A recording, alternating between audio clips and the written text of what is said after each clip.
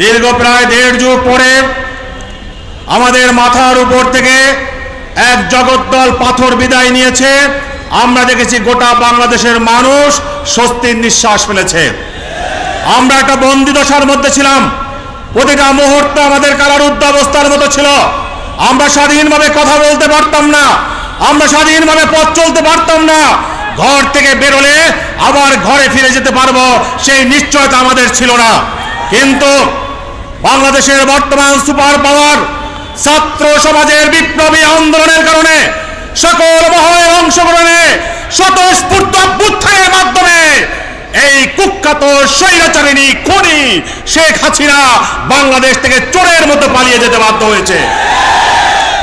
আমরা দেখেছি এই স্বৈরাচারিণী খুনি দেশে থাকতেও যেমন জ্বালাইতো, বিদেশে গিয়েও জ্বালানো শুরু করছে।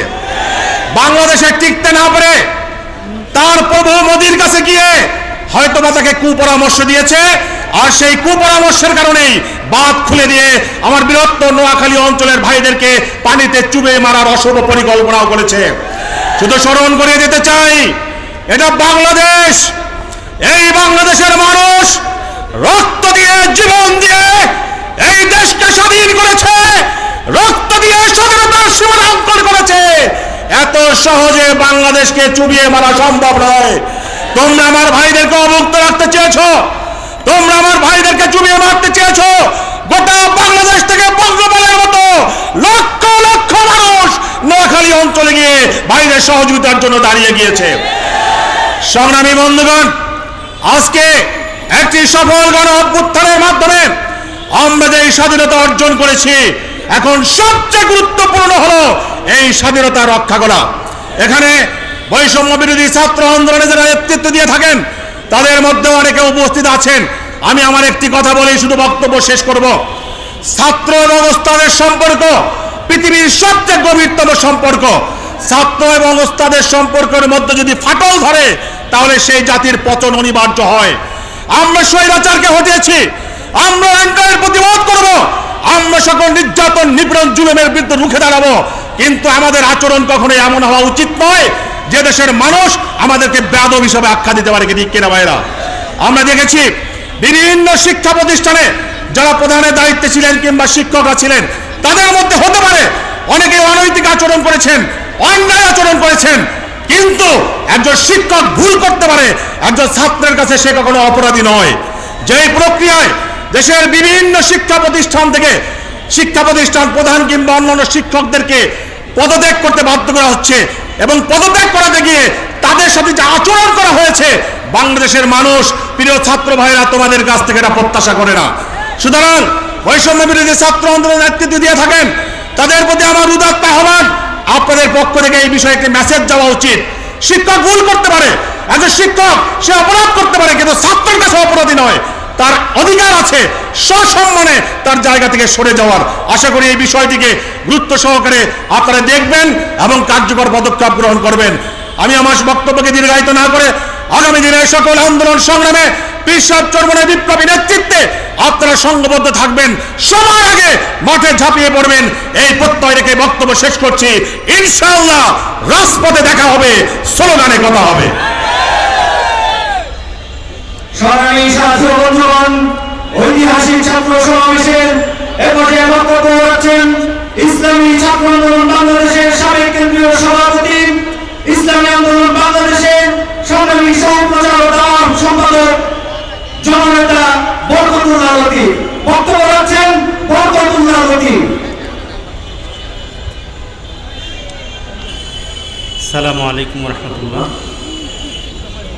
ইসলামী শাসনতন্ত্র ছাত্র আন্দোলনের 33তম প্রতিষ্ঠা বার্ষিকী উপলক্ষে আজকের এই ছাত্র সমাবেশের সহযোদ্ধা সভাপতি, উপস্থিত ইসলামী আন্দোলনের মোহতারাম আমির, উপস্থিত সিনিয়র নায়েবে আমির সহ অন্যান্য নেতৃবৃন্দ, প্রিয় উপস্থিতি, সময় একেবারেই সংক্ষিপ্ত, আমাদের নেতৃবৃন্দ উপস্থিত আছেন। আমি আজকের এই ছাত্র সমাবেশ থেকে বর্তমান অন্তর্বর্তীকালীন সরকারের কাছে কয়েকটি প্রস্তাবনা পেশ করব। প্রথমত, যে বৈষম্য বিরোধী ছাত্র আন্দোলনের সূচনা হয়েছিল যে কোটা বিরোধী আন্দোলন থেকে, বাংলাদেশে বর্তমানে জাতীয় ইউনিভার্সিটি থেকে যারা পাশ করছেন শতকরা 66% বেকার, বিভিন্ন ইউনিভার্সিটি থেকে পাশ করছেন প্রায় 50% বেকার। অর্থাৎ বাংলাদেশে আজকে লক্ষ লক্ষ শিক্ষিত বেকারের জন্ম হয়েছে, তারা ঠিকমতো চাকরি পাচ্ছেন না, তারা মেধার তাদের স্বীকৃতি পাচ্ছেন না। অতএব অন্তর্বর্তীকালে সরকার আহ্বান জানাবো যে আপনাদের অন্যতম যে কাজটি হবে যে এই লক্ষ লক্ষ ছাত্রদেরকে চাকরির ব্যবস্থা করা।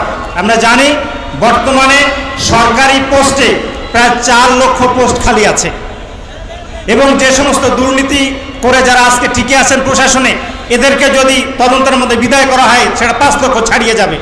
অতএব একটা কম্বাইন্ড নিয়োগের মাধ্যমে, সম্মিলিত নিয়োগের মাধ্যমে প্রশাসনের প্রত্যেকটা স্তরে যদি আমরা সৎ যোগ্য মেধাবীদেরকে নিয়োগ দিতে পারি, তাহলে যে আমরা সংস্কারের আশা করছি, একটি সুজলা সুফলা শস্য শ্যামলা বাংলাদেশের আমরা স্বপ্ন দেখছি, সেই স্বপ্ন কিন্তু বাস্তবায়ন হবে। আরেকটি আমি উদাত্ত আহ্বান জানাবো বর্তমানে বিচার ব্যবস্থার দিকে। বর্তমানে 41 লক্ষ মামলা বিচারাধীন। কেন এই অবস্থা? অতএব বিচার ব্যবস্থাকে ঢেলে সাজানোর জন্য যে 2007 সালে মাজদার হোসেন মামলার মাধ্যমে নির্বাহী বিভাগ থেকে বিচারকে পৃথকীকরণ করা হওয়ার যে সিদ্ধান্ত হয়েছিল, এটিকে পুরোপুরি বাস্তবায়ন করে এবং একটি টাস্ক ফোর্স গঠন করে, একটি কমিশন গঠন করে বা কমিটি গঠন করে যারা এই ব্যাপারে এক্সপার্ট, এদের সাথে আলোচনা করে কিভাবে এই মামলার পাহাড়কে কমানো যায় সে ব্যাপারে কার্যকরী পদক্ষেপ আপনারা গ্রহণ করবেন। আল্লাহ পাক সে তৌফিক আমাদেরকে দান করুন। ওয়া আখিরু দাওয়ানা আনিল হামদুলিল্লাহি রাব্বিল আলামিন। সংগ্রামী সাথী ও বন্ধুগণ, ছাত্র সমাবেশে এ পর্যায়ে বক্তব্য রাখছেন ইসলামী ছাত্র আন্দোলন বাংলাদেশের সাবেক কেন্দ্রীয় সভাপতি, ইসলামী আন্দোলন বাংলাদেশের কেন্দ্রীয় প্রচার ও দাওয়া সম্পাদক মাওলানা আহমদ আব্দুল কাইয়ুম। বক্তব্য রাখছেন জননেতা মাওলানা আহমদ আব্দুল কাইয়ুম।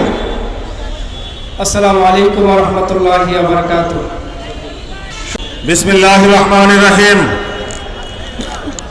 ইসলামী ছাত্র আন্দোলন বাংলাদেশের আজকের এই প্রতিষ্ঠা বার্ষিকী সমাবেশের সংগ্রামী সভাপতি,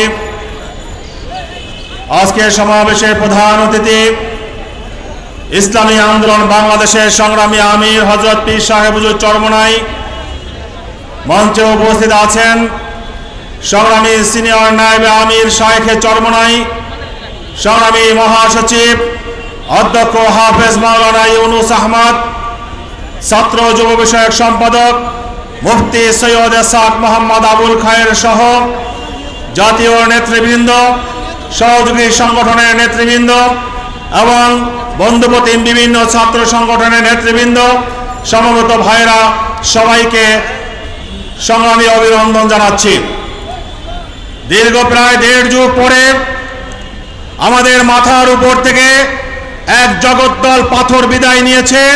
আমরা দেখেছি গোটা বাংলাদেশের মানুষ স্বস্তির নিঃশ্বাস ফেলেছে।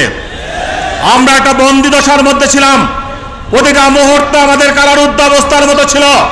আমরা স্বাধীনভাবে কথা বলতে পারতাম না, আমরা স্বাধীনভাবে পথ চলতে পারতাম না। ঘর থেকে বেরোলে আবার ঘরে ফিরে যেতে পারবো সেই নিশ্চয়তা আমাদের ছিল না।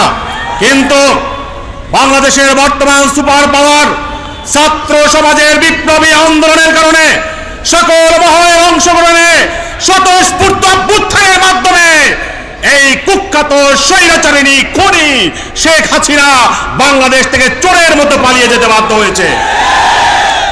আমরা দেখেছি এই স্বৈরাচারিণী খুনি দেশে থাকতেও যেমন জ্বালাইতো, বিদেশে গিয়েও জ্বালানো শুরু করছে।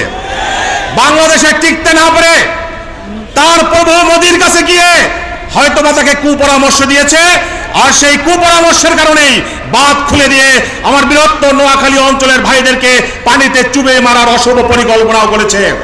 শুধু স্মরণ করিয়ে দিতে চাই, এটা বাংলাদেশ। এই বাংলাদেশের মানুষ রক্ত দিয়ে, জীবন দিয়ে এই দেশকে স্বাধীন করেছে, রক্ত দিয়ে স্বাধীনতার সীমানাঙ্কন করেছে। এত সহজে বাংলাদেশকে চুবিয়ে মারা সম্ভব নয়। তোমরা আমার ভাইদেরকে অবুক্ত রাখতে চেয়েছো, তোমরা আমার ভাইদেরকে চুবিয়ে মারতে চেয়েছো। গোটা বাংলাদেশ থেকে বঙ্গবলের মতো লক্ষ লক্ষ মানুষ নোয়াখালী অঞ্চলে গিয়ে ভাইদের সহযোগিতার জন্য দাঁড়িয়ে গিয়েছে। সংগ্রামী বন্ধুগণ, আজকে একটি সফল গণ অভ্যুত্থানের মাধ্যমে আমরা যে স্বাধীনতা অর্জন করেছি, এখন সবচেয়ে গুরুত্বপূর্ণ হলো এই স্বাধীনতা রক্ষা করা। এখানে বৈষম্য বিরোধী ছাত্র আন্দোলনে যারা নেতৃত্ব দিয়ে থাকেন তাদের মধ্যে অনেকে উপস্থিত আছেন।